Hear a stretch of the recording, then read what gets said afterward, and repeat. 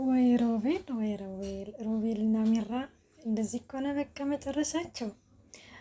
ቤተሰብ በባለፈው ክፍል እንደተመለከታችሁት እንግዲህን ሮቤል ሉሃናን እና እንዲሁም አድናንን በፍቅር ውስጥ ተመልክቷቸው ነበረ እና በዛን ጊዜ እዚህ ቤት ሁለት አባወራ መኖር የለበትም አንድ አባወራ ብቻ ነው እንጂ ብሎ እንግዲህ በቢላ ሄዶ እንግዲህ ሊወጋው ነበረ እና በዛን ጊዜ እንግዲህ ተመልክታችኋል። እኔ በነገራችን ላይ እውነት ሚራባት ደርስ ኖሮ እውነት ጨክኖ ወንድሙን ይወጋዋል።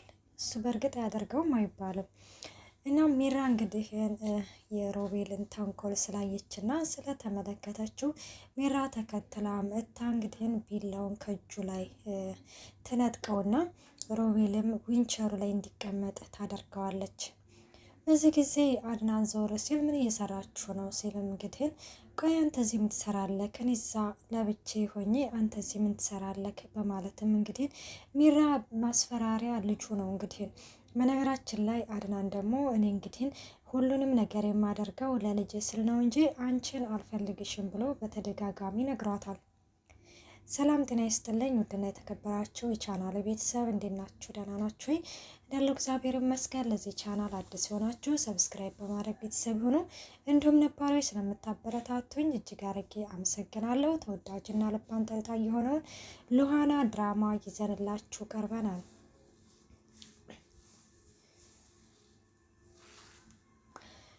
እናም ሚራ እንግዲህን ያው ልጁን አይደለም ማስፈራሪያ እያደረገችው፣ ዶክተሩ ደግሞ ሚስትህን ተንከባከብ ልጅን ተንከባከብ ስለተባለ አድናን እንዲሁም ደግሞ ይህንን ጥቃት ያደረሰባት እሱ ስለሆነ በጣም ስለሚጨንቀው፣ ምክንያቱም ይህንን ጉዳት ያደረስኩባት እኔ ነኝ በማለትም እንግዲህ ግን በጣም ስለሚጨነቅና ስለሚጠበብ ነው ሚራን እየተንከባከባት ያለው።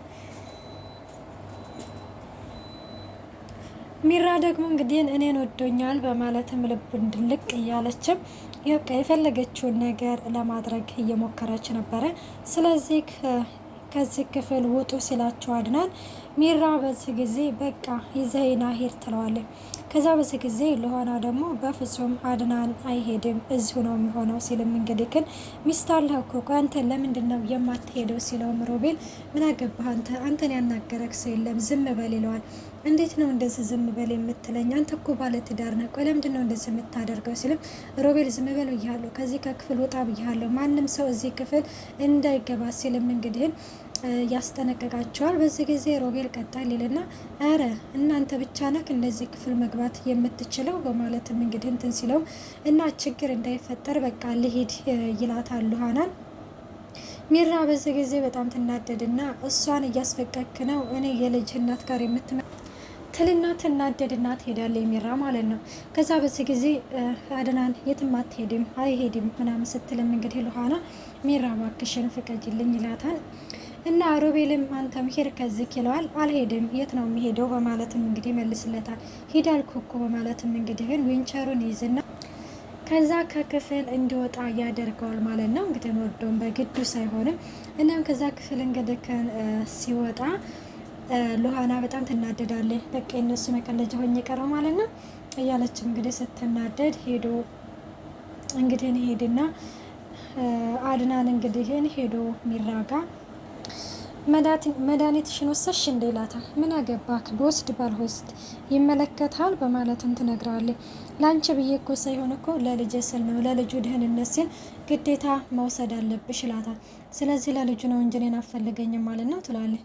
አዎ ይሄንን ነገር እኮ ደጋግሜ ነግሬሻለሁ ሲላትም እንግዲህ አብረን እንተኛ ትለዋለች። አይ ይሄ ነገር በፍጹም አይፈጠርም ሊሆንም እናም እንደዛ ስትል ምንም ነገር አይፈጠርም ምናምን ትላለች። አይስ ይሄም እሱም እንግዲህ ደግሞ እኮ ነፍሰ ጡር ነው ምናምን ስትለው እንግዲህ በዚህ ጊዜ እንግዲህ ለልጁ ስል አውራት እንትን ይላል እና በይህ አጋጣሚ ሮቤል የተረገመ እኮ ነው መቼም የሆነ ተንከሴስ የሆነ እና ያንን እንግዲህ ይመለከትና ይህንን ነገርማ ሉሃና መመልከት አለባት ይልና ሉሃና እንድትመለከት ያደርጋታል ማለት ነው። እና እንድትመለከት እንግዲህ ሲያደርጋት በመጀመሪያ ሄዶ ነበረ ይህንን ነገርማ ሉሃና ማየት አለባት ይልና ቀጥታ ወደ ሉሃና ጋር ሄድና ሉሃና የሆነ ነገር ላሳይሽ ነው ይላታል። እዛ እሷም ምንም ነገር ማየት አልፈልግም ውጣልኝ ትላለች። ከዛ አስፈላጊ ነው። ይኸውልሽ በውሸት ህይወት ውስጥ እየኖርሽ እንደሆነ ማየት አለብሽ፣ በአይንሽ ማየት አለብሽ ይላታል። እሷም እንግዲህ ስለ አድናን ጉዳይ ነው እንዲሁም ከሚራ ጋር የተያያዘ ሲላት፣ ቆይና ማሳይሽ ነገር አለ ነው አይደለ ያለኝ ትልና እንግዲህ እሺ በቃ ሮቤል አሳየ ትለዋለች። እሺ ይባባሉና ሲሄድ እንግዲህ ያው ሚራና አድናን ባንድ ላይ ተኝተው ምናምን ይመለከታል። በዚህ ጊዜ ሉሃና እንግዲህ ስሜቷን በውስጡ ዋጥ አድርጋ ይሄ እኮ ምንም ማለት አይደለም በማለትም እንግዲህ ትመልስላታለች። እና እንደዛ እንግዲህ ስትመልስለት ነይ የሆነ ነገር ክፍሌ ላሳይሽ ይላታል። አልፈልግም ትለዋለች። አይተሽ እኮ መመለስ ብቻ ነው ሲላትም እንግዲህ ትሄዳለች ወደ ሮቤል ክፍል። ሮቤል እንግዲህ ግን የውሸት ከርታ እና ብላን እንደሆነ አላወቀም። የሆነ ጅላጅል የሆነ ልጅ ሮቤል በነገራችን ላይ የሚራሸውደዋለች። እናም እሱ እንግዲህ ያንን የቤት ካርታውን ያሳያታል። አይሽው እኔ ከአድናን የበለጥኩ ሀብታም ነኝ፣ ስለዚህ ሁለ ነገር አለኝ። እኔ እንዲስማር ቁጭ ብዬ ስትመለከችኝ ምንም ድሃ ነው እንደምመስልሽ፣ ስለዚህ ከዚህ እንሄድ ከዚህ እንጥፋ ትለዋለች። ደስተኛ አደርግሻለሁ ሲላትም እንግዲህ ይኸውልህ እኔን የምትወደኝና የምታፈቅረኝ ከሆነ ደስተኛ የምሆነው እህቴ የት እንዳለች ስትነግረኝ ነው።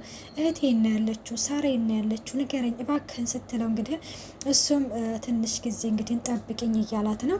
ሮቤል እንግዲህ ሆነው ውሸቱን እንደቀጠለ ነው። አድናን በዚህ ጊዜ ሄዶ ሉሃና ክፍል ተቀምጦ ነበረ።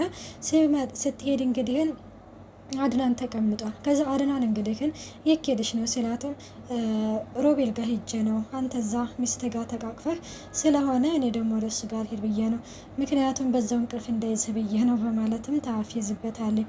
በዚህ ጊዜ አድናን ቆይ አንቺ ካልተረዳሽ ማን ሊረዳኝ ነው? ሮቤል ነው አይደለ እንደዚህ ብሎ ያለሽ ሲላትም እንግዲህ አዎ እሱ ነው ያለኝ፣ ነይ ማየት አለብሽ ብሎ አሳየኝ። በባለትዳር ውስጥ በባለትዳርና ሚስት መግባት የለብሽም አለኝ በማለትም ትነግረዋለች። በዚህ ጊዜ በጣም ይናደድና ወደ ሮቤል ክፍል ሄድና ቆይ አንተ ከኔ ምንድነው የምትፈልገው በማለትም አስተኝቶ በቦክስ ሲመታውም ወንድሜ አይራመድም ብለህ ነው አይደለ እንደዚህ የምታደርገኝ? ቆይናና ሉሃናን ካልነካብኝ እኔ ካንተ ምንም ነገር አልፈልግም።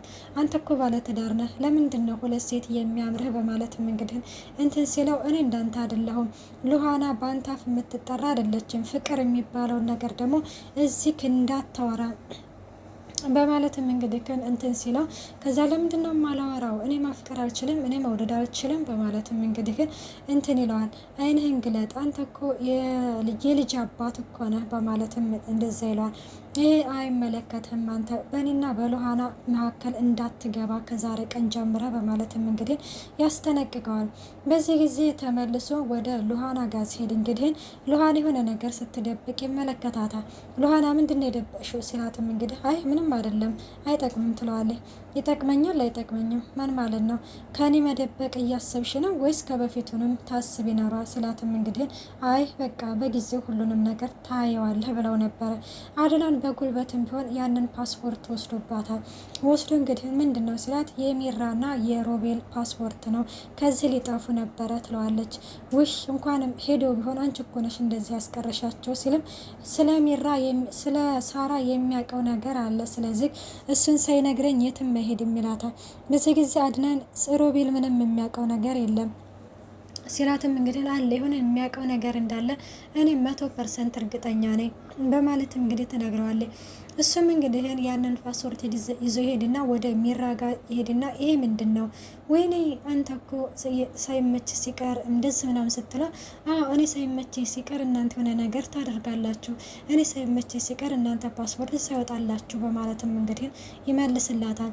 እሺ ፓስፖርት ውስጥ እኔ ሳይመች ነው፣ ትኬቱ ምንድን ነው ሲላትም እንግዲህ ግን ትኬቱን ስታይ በጣም ትደነግጣለች። ትኬቱ የተቆረጠው ለሮቤል ብቻ ነው እንጂ ለሚራ አልተቆረጠም። እንግዲህ ትቷል ሊሄድ ነበረ።